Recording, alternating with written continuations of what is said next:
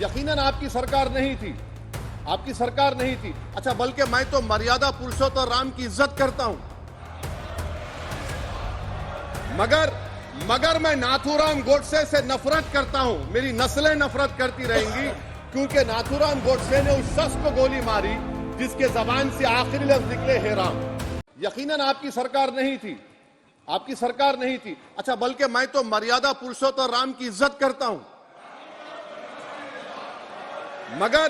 मगर मैं नाथूराम गोडसे से नफरत करता हूं। मेरी नस्लें नफरत करती रहेंगी, क्योंकि नाथूराम गोडसे ने उस शख्स को गोली मारी जिसके जबान से आखिरी लफ्ज निकले हे राम।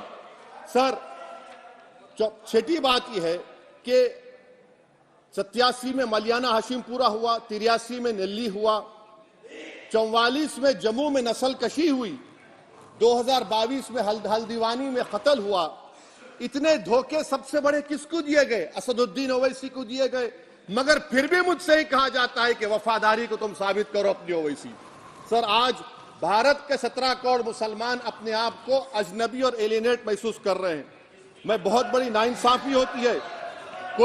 सर, ये कोई तारीखी नाइंसाफी को इंसाफ नहीं किया जा रहा है, स्पीकर बल्कि सर, अंग्रेजी में। स्पीकर सर, केवल एक प्रश्न का जवाब ओवैसी साहब दे दें कि बाबर को वो आक्रमणकारी मानते हैं या नहीं मानते हैं?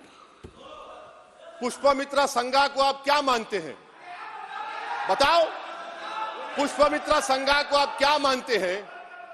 जम्मू के वो कश्मीर के वो राजा को क्या मानते हैं जिसके पास एक फौज थी मंदिरों को तोड़ने के लिए? आप क्या मानते हैं?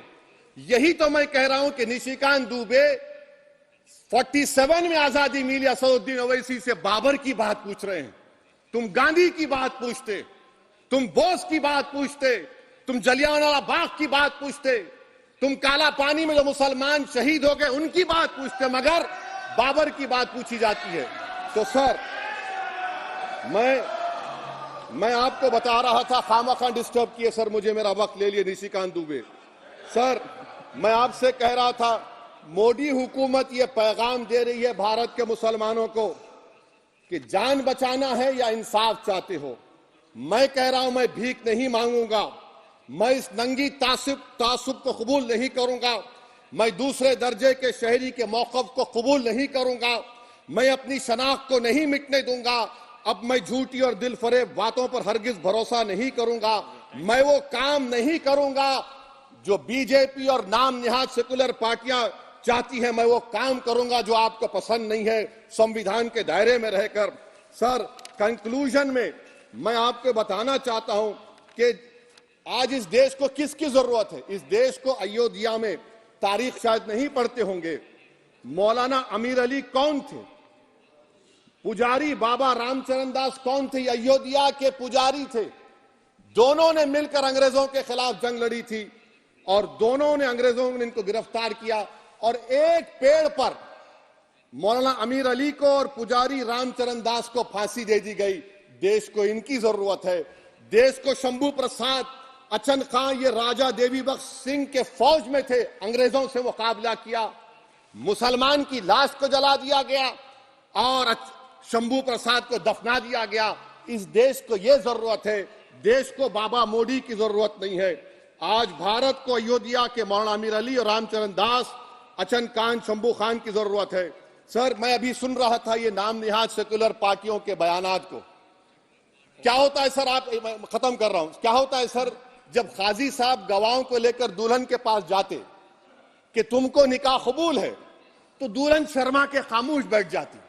तो इनकी खामोशी रजामंदी की अलामत है। जी जी। तो सर, मैं खत्म करने से पहले यह बताना चाह रहा हूं कि जब वजीर आजम जवाब देंगे तो क्या वो भारत के 140 करोड़ जनता के लिए जवाब देंगे या फिर सिर्फ हिंदुत्व की फिक्र रखने वालों का जवाब, मैं खत्म कर जवाब देंगे? ये देश, दुनिया, मुसलमान देख रहा है। सर, मैं आपको यह भी बताना चाह रहा हूं, आखिर में कंक्लूड कर रहा हूं सर, 1 मिनट चाहिए, 1 मिनट चाहिए सर। सर, मेरा मानना यह है कि आज मैं बहैसियत एक भारत के गयूर मुसलमान के, let me stand as a tall Indian Muslim and say that the light of Indian democracy today is at its dimmest today, sir. Sir in conclusion मेरी फिक्र में मेरा ईमान मुझे कहता है कि जिस जगह पर मस्जिद थी है और रहेगी, बाबरी मस्जिद है और रहेगी, बाबरी मस्जिद जिंदाबाद, जिंदाबाद, भारत जिंदाबाद, जय हिंद।